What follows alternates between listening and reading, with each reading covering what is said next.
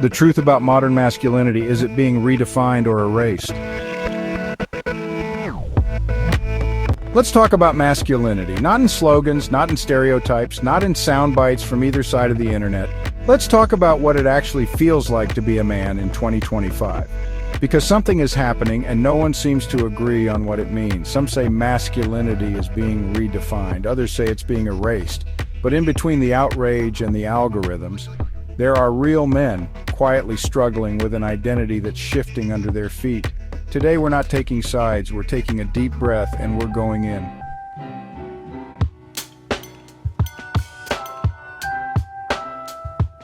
For decades, masculinity had a script. Be strong, be silent, be the provider, don't cry, don't complain, handle it. That blueprint built skyscrapers, it won wars, it raised generations, but it also left scars. Fathers who never said I love you, sons who never learned to cry, men who felt they had to earn love by breaking themselves for others. It was a model built for survival, not emotional connection. And in today's world, survival isn't enough, so now the script is being rewritten. But the question is, by who?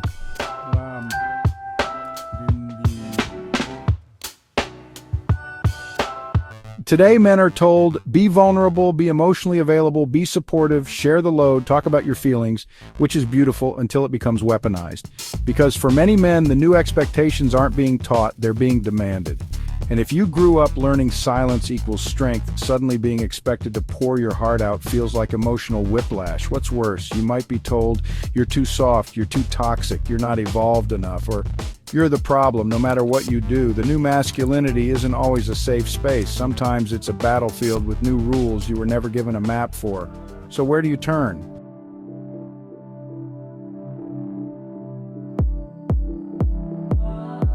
Online, masculinity has become a war zone. You're either a high-value alpha male with a Bugatti or a weak simp who lets women walk all over you. No middle ground, no nuance, just polarization. We've turned male identity into content, into clicks, into profit, and that's dangerous because boys looking for guidance aren't finding wisdom, they're finding algorithms. And algorithms don't care about your growth, they care about your attention. So what are we really learning? Not how to become men, but how to perform masculinity for a digital audience.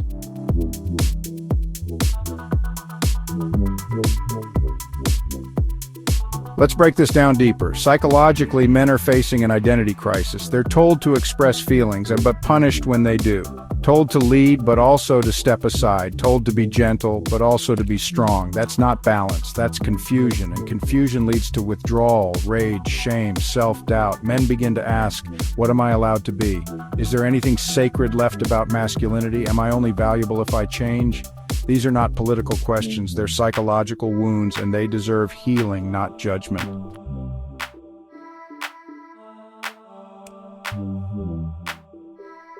In previous generations, masculinity was passed down, father to son, mentor to student. Today, that line is fractured. Absent fathers, emotionally distant men, generations of unspoken pain. We handed young men a broken compass and then blamed them for being lost. We told them to be good men, but we didn't define what that meant. We told them not to be toxic, but we didn't show them how to be healthy. Masculinity isn't learned through lectures, it's learned through example, and too many young men never had one. What masculinity still needs to be? Here's what no one is saying. Masculinity is not toxic. Toxic behavior is toxic. Masculinity is something else entirely. Real masculinity is strength with humility, power with purpose, discipline with compassion, and presence without control. It's being the one who shows up, who protects without dominating, who leads without needing to be first, and who feels deeply but stays grounded. It's not about being alpha, it's about being anchored. And when masculinity is rooted in love, not ego, it becomes one of the most powerful forces on the planet. What men are afraid to say out loud. If men were honest, they'd admit they want to be strong, but they're tired, they want to provide, but they feel lost. They want connection, but don't know how to ask. They want to be loved, not just needed, but the world rarely gives them space to say it. Because in a world that celebrates vulnerability, men are still expected to carry it all. So most don't speak. They cope, they numb, they drift. But silence isn't strength, it's a prison. and breaking out starts with truth. Masculinity isn't being erased. It's being tested. Tested to see if it can evolve without losing its soul. Tested to see if it can integrate emotion without collapsing. Tested to see if it can lead with humility, not ego.